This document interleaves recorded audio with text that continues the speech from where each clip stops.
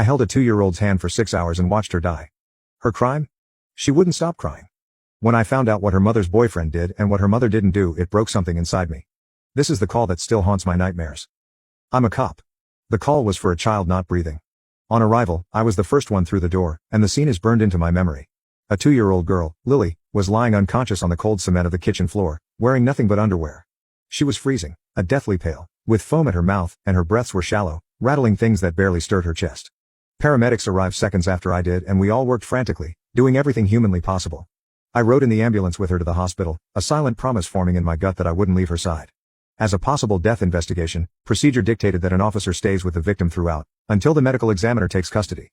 It was a duty I took on with a heavy heart, staying with her in the ER, following her into the CT scan room, and just being there. While the medical team fought for her life, detectives began to piece together the horror. Her mother, Jenna, had a boyfriend, Mark. He was pissed off because Lily wouldn't stop crying.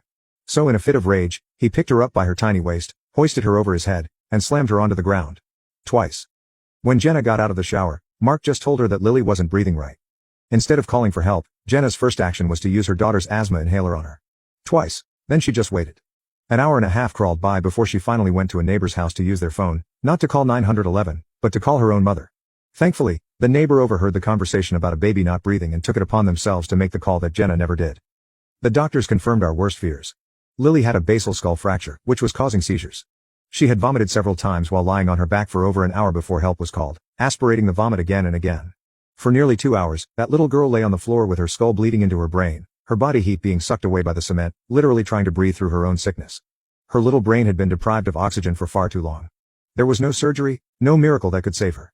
So for the next 6 hours, I sat with her. I held her hand, stroked her hair, and watched her die. Just hoping that her brain had shut down long before, blocking out the pain and the terror. Mark fled during the initial chaos of our arrival, but he was caught later that night without incident. He was charged and convicted, but that doesn't undo what he did. That case still makes me tear up. It was one of the 3 worst calls I've ever been on. I just don't understand how someone can do that to a baby. What sentence do you think monsters like this deserve? Let us know your thoughts in the comments.